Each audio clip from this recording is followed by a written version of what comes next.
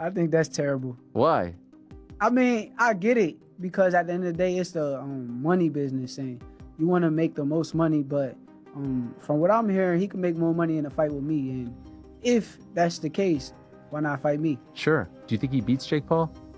Do I think he beats Jake? Yeah. I mean, But it now looks like that Jake Paul is fighting one of Anthony Joshua's legs. He's fighting Gervonta Davis, somebody who's a quarter of his size. I don't even know what's going on. How I feel, I've seen Jake Paul. Jake Paul can fight, okay? He can fight, which is why I got Jake Paul knocking out Tank Davis.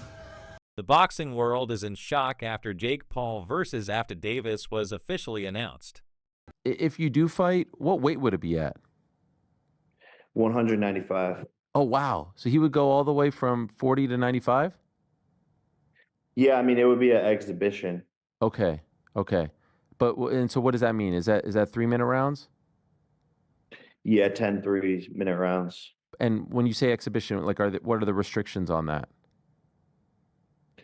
No restrictions, just the fact that, like, we couldn't actually get it professionally sanctioned. Dave Allen shared his reaction, admitting he never liked Jake Paul's bouts with Mike Tyson or Julio Cesar Chavez Jr. However, he noted this matchup is fine as long as no one gets hurt since it's just an exhibition fight. The announcement has stirred excitement and debate with fans. Curious about how Davis will handle the YouTube star, be happening in an exhibition. Thing with Jake Paul, I think he's a good area title level fighter, and that's a good level. Like, and you can be proud of it. Do you know what I mean? Like, it's good. But the Mike Tyson fight, I didn't like. The Chavez fight was just farcical because he's 11 years past his best, up 6 weight divisions. But less of a problem because Chavez wasn't in his 50s.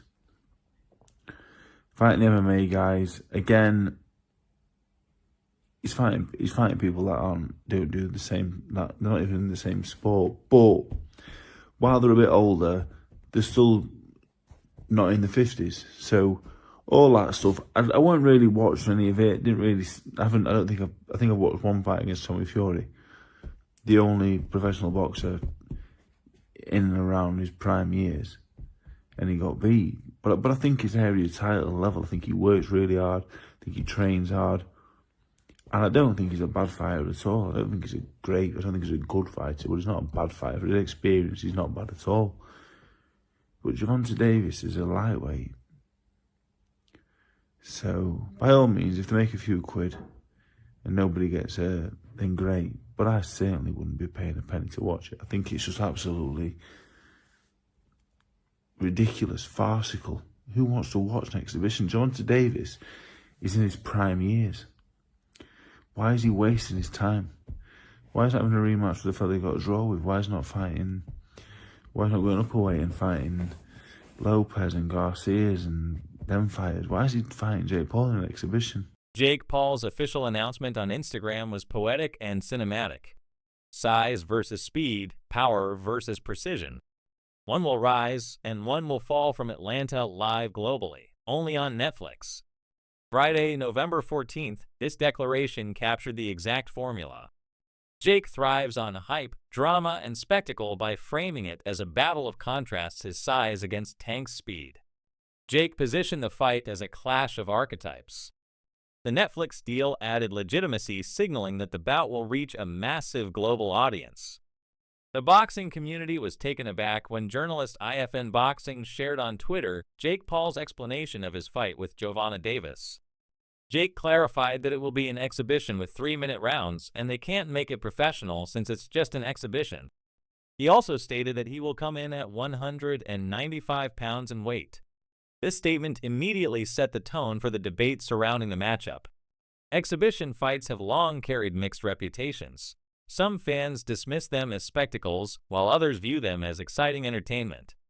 For Jake Paul, who has built his name by blending entertainment with combat sports, the format suits his brand. Still, critics argue that setting the weight at 195 pounds and limiting it to exhibition status shows how far the bout is from a traditional professional fight. If you do fight, what weight would it be at? 195. Oh, wow. So he would go all the way from 40 to 95? Yeah, I mean, it would be an exhibition. Okay. Okay. But and so what does that mean? Is that 3-minute rounds? Yeah, 10 3-minute rounds. And when you say exhibition, like what are the restrictions on that? No restrictions, just the fact that like we couldn't actually get it professionally sanctioned. Analyst Showbiz, the adult, shared his perspective that this was the plan from the start in Tank. Davis and Jake Paul had known about it for a long time, as the fight had been in talks for many years. After the Lamont fight, the Jake Paul matchup was on the verge of being confirmed, and now it finally is. This observation shows the fight isn't a sudden surprise, but rather a calculated move. For years, Jake Paul has been searching for opponents who could elevate him beyond YouTube's celebrity status and into mainstream boxing legitimacy. Davis, despite being smaller, carries the aura of an undefeated champion and knockout artist. Always the plan. Tank Davis told you at the press conference, the post-press conference of Lamont. Honestly, here's just a video of all of this being in the works for a while now. He's gonna call? All right. Yeah, that's how I usually do. And backflip, knockout, backflip, call someone out. No, I don't never call nobody out. Ooh. So it'll be a first time. So more reason to tune in on March 1st. Yeah, but I just told you that in the air. You said Do you want that rematch next? And if so, how likely it is that we're to see that fight happen again this year? Is that the one you want next? it's definitely the one I want next, but it's not gonna be next. Oh, well, what is? You might see it in a minute.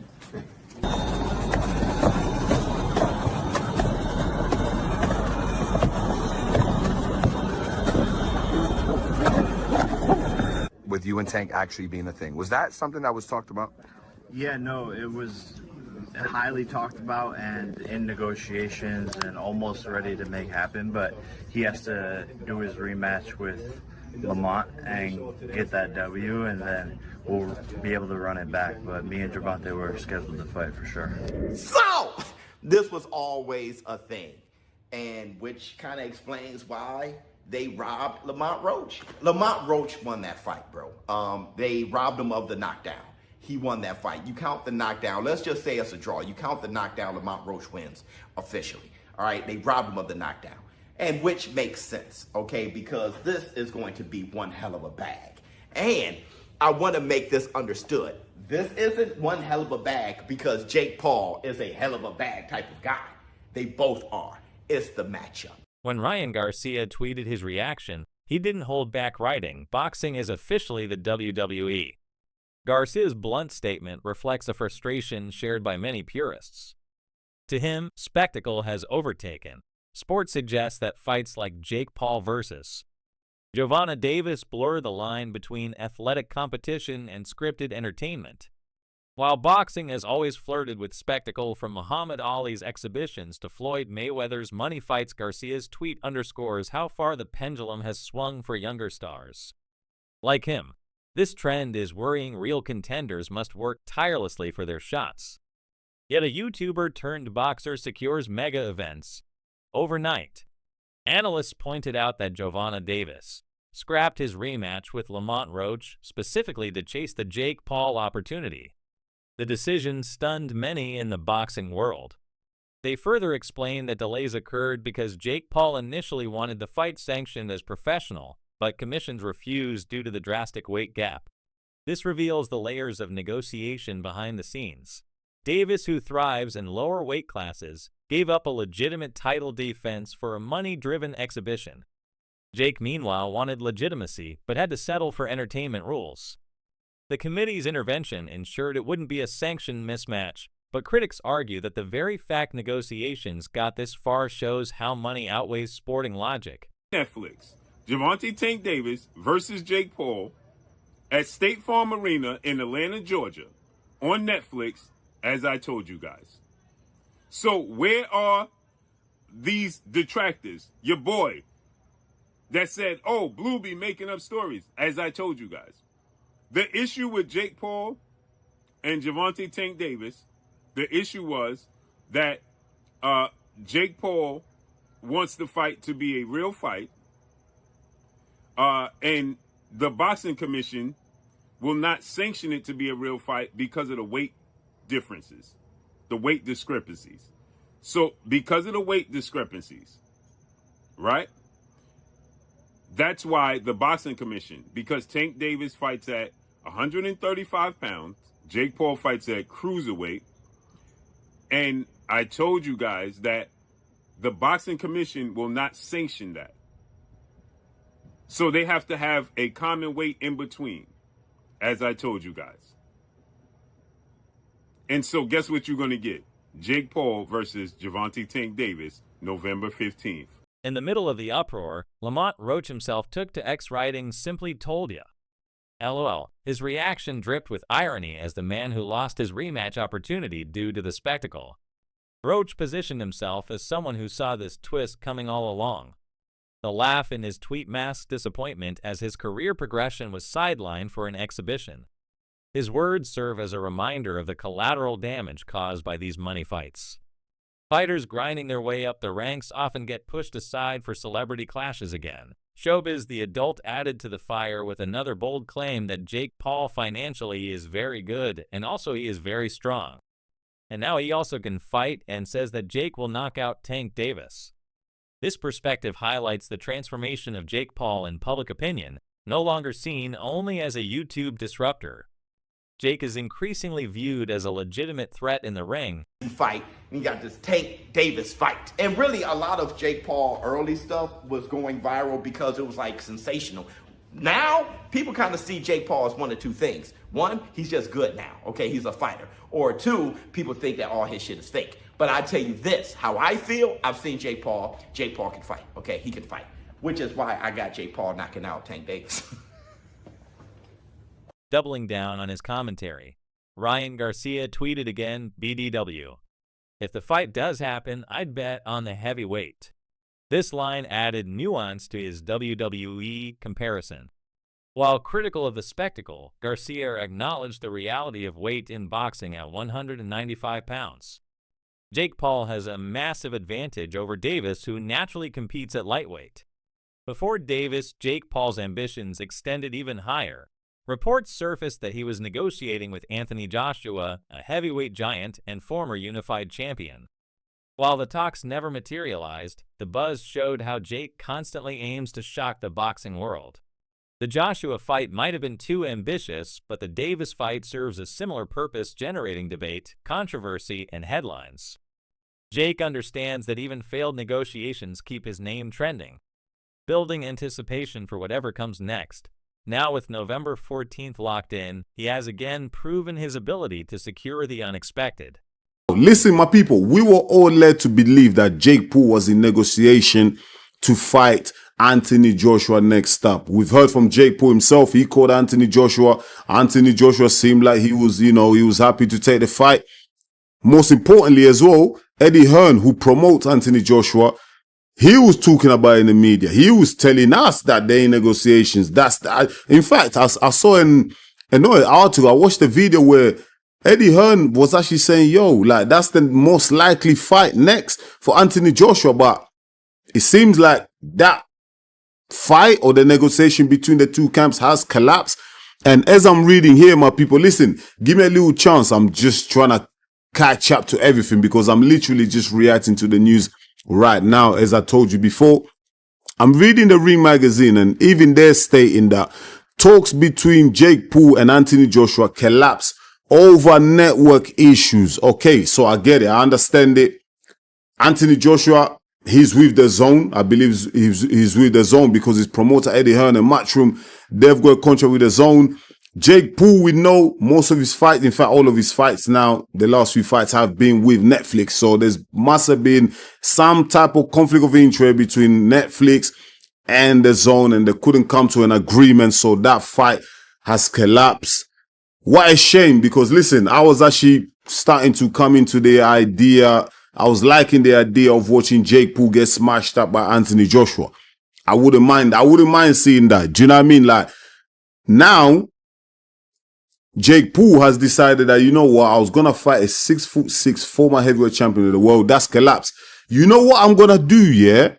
I'm going to go fight a lightweight who's about 5'3" and weighs 135 pounds. Biggest twist in this entire scenario is is the sheer unpredictability. Not long ago, conversations circled around Gervonta Davis possibly stepping away from boxing. Yet now he finds himself in the center of one of the year's most talked about matchups on the other side. Jake Paul continues to reshape expectations, transforming rumors into headline-grabbing spectacles. This fight captures exactly what boxing has become today, an unpredictable mix of sport and entertainment where every announcement feels like the next shockwave. The last I heard from Jake Paul, he was fighting Anthony Joshua. The last I heard from Gervonta Tank Davis, he was slapping his bitch up and going to jail. Or in jail. Or was finished. Or retired. Or something like that. Now we get Jake Paul versus Gervonta Tank Davis. Wow. You know, I'm kind of relieved that he's not fighting Joshua so Joshua can focus on the rest of his career. But it also shows you that Jake Paul is working his tentacles on all sides, which is not a bad thing because Gervonta Tank Davis, you know, if you really think about it, he is one of the biggest guys still left in America. You know, he wanted Canelo and then he, you know, then talked about fighting Joshua and, you know, all these are big names. And that is the biggest name that I think if you were going to pass everything else up or if everything else fell through, that's exactly what you're supposed to do. Get Gervonta Tank Davis in the ring. So he had to offer him a shitload of money to take this on. And I will say this, Netflix, it's going to be aired on Netflix. It's going to be free if you have the subscription. I mean, if you really have the subscription, not the shit with the zone and they're making us get all these bullshit fights and pay for $50 here and $60 here, there, and then tell us at the end of the year that, oh, well, hey guys, it's going to be free and we're going to, no. Because I didn't pay $50 for DAZN. I paid $75. Analysts believe Jake Paul would have preferred a fight on Netflix given its global reach. However, they explain that Anthony Joshua's long-term deal with Matchroom and his stake in DAZN complicates matters. Joshua is tied to fight exclusively on DAZN, making a Netflix event a breach of contract, analysts add. This created major obstacles as dual broadcasting wasn't feasible in the end. They argue it's better for Joshua to focus on closing his career strongly. And AJ is a stakeholder in DAZN, isn't he? He's got the lifelong deal with Matchroom, which, I mean, I think AJ made a mistake doing that, quite frankly, because he's so big. He's bigger than the promotional company. He can do his own thing, or he should be able to do his own thing. But part of that was he fights on DAZN moving forward, and I think he has a stake in DAZN. So that was always going to be an issue, because I would imagine if you'd fought Jake Paul on Netflix, you'd essentially be in breach of your contract and then liable for God only knows what. So that was always going to be an issue. I did wonder how they'd get around that. Would they do a dual broadcast, but then DAZN wouldn't have it on pay-per-view? And Eddie Hearn, because that wouldn't have Turkey associated with it, you would imagine. It'd be MVP and Matchroom. Well, then surely Eddie and DAZN probably want to do pay-per-view. You know what I mean? So it was always a kind of a head-scratcher, and thank God it's not happening, because I want Joshua to make a good run of this is the end of his career, really. I mean, we're into maybe the last year of his career. You want Anthony Joshua to at least, at least try and make the most of whatever he has left. And for me, a Jake Paul fight was just a cash grab. I can't be as critical, or I wouldn't be as critical of Anthony Joshua taking it as I'm going to be of Gervonta Tank Davis. Tank Davis is the WBA champion at 135 pounds, 160, he might not even weigh 160 pounds outside of camp. All right, and if he does, that's because he's, ballooned up. This is a guy who I believe last weekend should have been facing Lamont Roach in a rematch. He was very lucky to actually escape with a victory over Lamont Roach earlier in the year when Steve Willis didn't call a knockdown, which was clearly a knockdown. Obviously, he wasn't concussed, flat to the canvas, but he got hit with a punch and he took a knee. There is a huge weight difference between the fighters, which makes this clash unpredictable and dangerous. Jake holds the natural size and power advantage, giving him the ability to impose himself physically in the ring. On the other hand, Tank carries elite skills, experience, and an impressive prime record that could neutralize Jake's strength. This contrast in attributes means the fight can swing in either fighter's favor, adding intensity and uncertainty to the matchup.